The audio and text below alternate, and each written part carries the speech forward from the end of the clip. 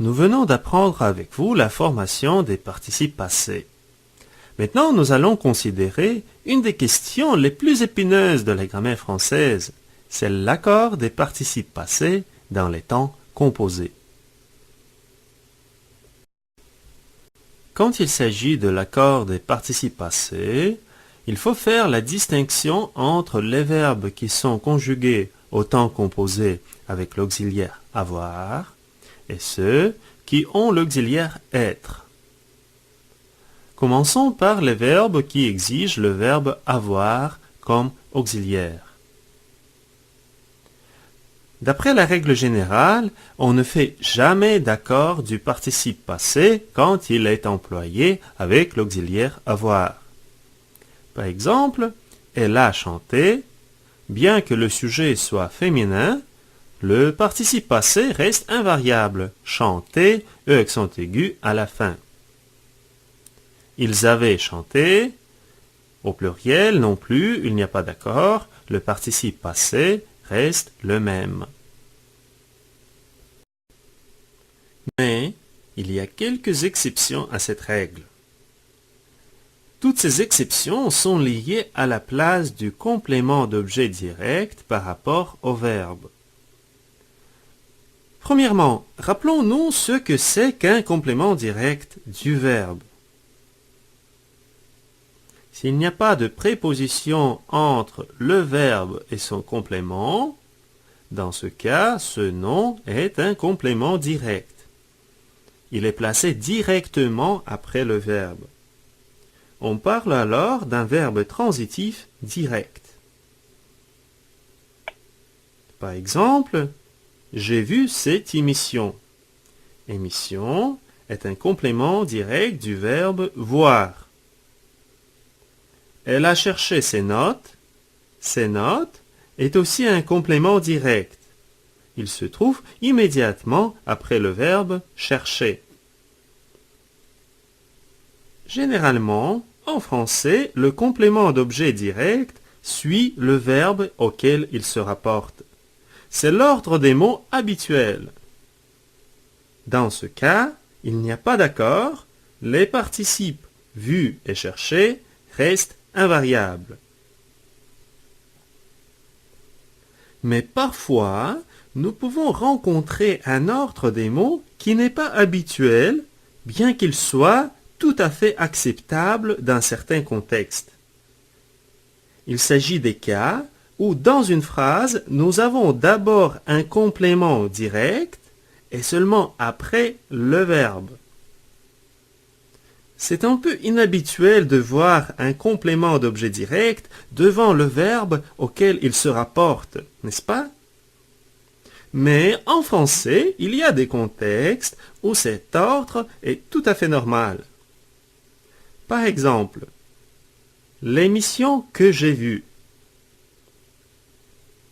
Comme nous l'avons constaté dans l'exemple précédent, l'émission est un complément direct du verbe voir. Mais dans cette phrase, il se place devant le verbe et dans ce cas, nous devons faire l'accord avec ce complément. Émission est un nom féminin, exige l'accord et nous ajoutons un E au participe passé vu. Considérons encore un exemple. Elle les a cherchés. Nous avons tiré cette phrase de l'exemple à côté. Elle a cherché ses notes. Et nous avons remplacé le COD par un pronom complément d'objet direct, les. Elle les a cherchés. Nous avons ainsi la place particulière du pronom direct. Les étant un complément direct du verbe, doit se placer devant le verbe. C'est la place habituelle de tous les pronoms en français. Ainsi, nous devons faire l'accord du participe passé cherché avec ce complément qui est devant le verbe. C'est pour cette raison que nous ajoutons ES à la fin du participe cherché. Analysons maintenant plus en détail tous les contextes possibles où nous pouvons rencontrer cet ordre des mots particuliers, c'est-à-dire quand le complément d'objet direct se place devant le verbe. Le complément d'objet direct, ou le COD, est placé devant avoir dans les contextes suivants. Quand nous employons les pronoms d'objet direct. Par exemple, j'ai vu Marie et Jeanne.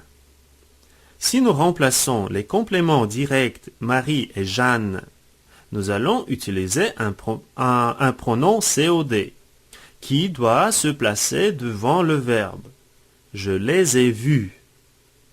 Ainsi, nous allons faire l'accord du participe passé avec COD, les, parce que les se place devant le verbe. Nous allons aussi mettre le COD devant le verbe dans les questions avec quel qui portent sur un complément direct. Par exemple, dans la question suivante, quelle robe as-tu acheté? Le nom robe est un complément direct du verbe acheter, car nous disons acheter quelque chose. Ainsi, en posant une question avec quel, nous mettons le COD devant le verbe. Donc, nous devons faire l'accord avec ce COD, une robe, et nous ajoutons un E au participe acheter. Le troisième contexte dans lequel le COD se place devant le verbe est la question avec combien de. Par exemple, combien de livres as-tu lu? Livre est un complément direct du verbe lire. Mais nous mettons ce complément devant le verbe parce que c'est une question avec combien. Et nous allons faire aussi l'accord lu, S à la fin. Finalement, le dernier contexte est une phrase relative avec que. Par exemple, dans la phrase « La maison que nous avons vendue », la maison est un COD, mais comme il s'agit ici de la phrase relative avec que, nous mettons ce COD devant le verbe. Et par conséquent, nous faisons l'accord du participe passé vendu avec le complément d'objet direct, la maison. Vendu avec un E à la fin.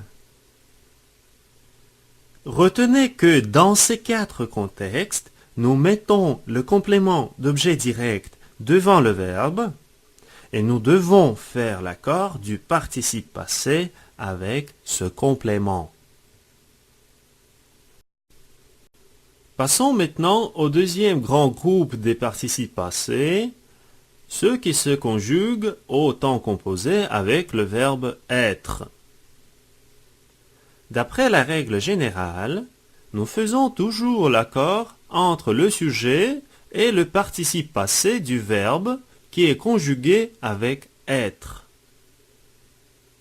Par exemple, elle est tombée. Dans cette phrase, nous accordons le participe passé tomber avec le sujet elle, tomber, E à la fin. Mais il faut faire attention aux verbes pronominaux. Nous avons appris avec vous, dans le module précédent sur les verbes pronominaux, qu'il y a des contextes dans lesquels il n'y a pas d'accord avec le participe passé, bien que tous les verbes pronominaux soient conjugués avec l'auxiliaire être. Rappelons-nous les cas où il y a l'accord et ceux où il n'y en a pas. Premièrement, il faut se rappeler qu'il ne s'agit pas de tous les verbes pronominaux. Les particularités de l'accord sont attribuables aux verbes pronominaux réfléchis et réciproques, c'est-à-dire les verbes qui peuvent avoir les deux formes, une forme non pronominale et une forme pronominale. Par exemple, voir et se voir, ou bien parler et se parler. La règle d'accord du participe passé des verbes de cette catégorie est la même que celle du participe passé employé avec l'auxiliaire avoir, que nous venons d'analyser. C'est-à-dire, le participe passé s'accorde avec le complément direct si celui-ci est placé devant le verbe. Donc, le pronom réfléchi peut jouer le rôle d'un complément direct, comme dans la phrase « Elles se sont vues », avec l'accord ES à la fin de vue. Ou bien d'un complément indirect, comme dans l'exemple « Elles se sont téléphonées ». Téléphoner, E accent aigu à la fin, il n'y a pas d'accord. Comment déterminer si le pronom réfléchi est un complément direct ou indirect? Une façon simple de trouver le complément direct consiste à remplacer le verbe pronominal par le même verbe transitif conjugué avec l'auxiliaire avoir et voir ainsi si ce verbe exige un complément direct ou indirect. Considérons l'exemple suivant. Elles se sont vues. Remplaçons d'abord le verbe pronominal se voir par le verbe non pronominal voir et posons la question. Elles ont vu qui? La réponse sera elles ont vu elles-mêmes. Elles-mêmes représentées par se. Le pronom se est le complément direct car on dit voir quelqu'un. Il est placé devant le verbe, ainsi il y a l'accord. Elles se sont vues, vues, ES à la fin. Encore un exemple. Elles se sont téléphonées. La question est, elles ont téléphoné à qui? La réponse, à elles-mêmes. Le pronom se est le complément indirect, car on dit téléphoner à quelqu'un. Donc, le participe passé reste invariable, on ne fait pas d'accord. Il est important de noter que si le verbe pronominal a un complément d'objet autre que le pronom réfléchi, le pronom réfléchi est alors indirect. Il n'y a pas d'accord.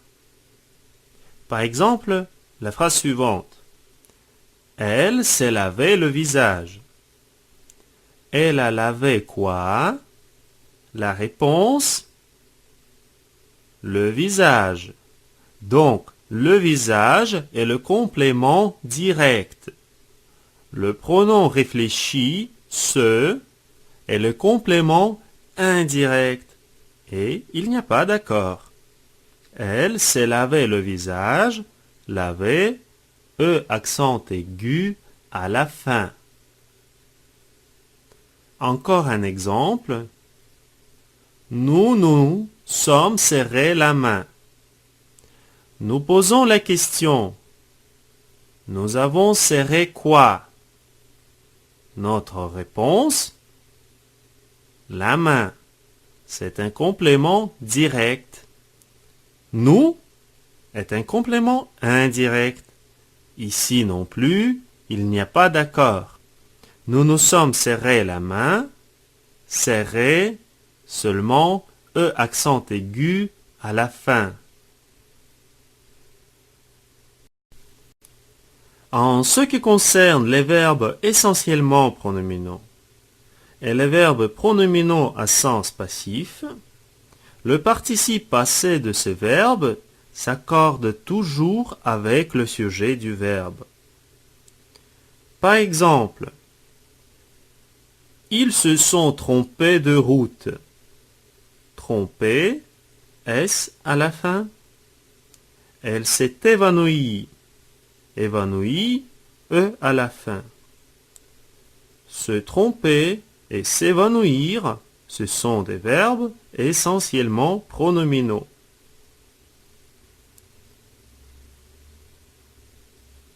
Cette route s'est ouverte récemment. Ouverte, E à la fin. Et dans ce cas, s'ouvrir est un verbe à sens passif. Donc, comme nous avons constaté, dans toutes ces phrases, on fait l'accord. Cependant, il existe quelques exceptions. Les participes passés des verbes suivants restent invariables. Se plaire et ses dérivés, et se rire. De plus, se faire et se laisser suivi d'un infinitif. Par exemple, elle s'était plu à faire de la peinture. Le participe passé plus reste invariable. Elles se sont laissées tomber en boule. Laisser, E accent aigu à la fin, il n'y a pas d'accord. En résumé, dans les temps composés, avec avoir, nous ne faisons pas d'accord de participe passé. Mais quand le complément d'objet direct se trouve devant le verbe, il y a un accord. Il y a seulement 4 contextes où cette situation est possible. Avec les pronoms COD, dans les questions avec quel, et questions avec combien de, et finalement dans des phrases relatives avec que. Pour ce qui est des participes conjugués avec l'auxiliaire être, d'habitude nous faisons l'accord avec le sujet, mais il faut faire attention aux verbes pronominaux. Nous ne faisons pas d'accord avec les verbes pronominaux réfléchis et réciproques quand le pronom réfléchi joue le rôle d'un complément indirect. Par exemple, elles se sont parlé. Pas d'accord. Parce qu'on dit parler à quelqu'un. Donc le pronom réfléchi se est indirect. Nous ne faisons pas d'accord des participes des verbes suivants, se plaire, se rire, aussi que des verbes se faire, se laisser, quand ils sont suivis d'un infinitif.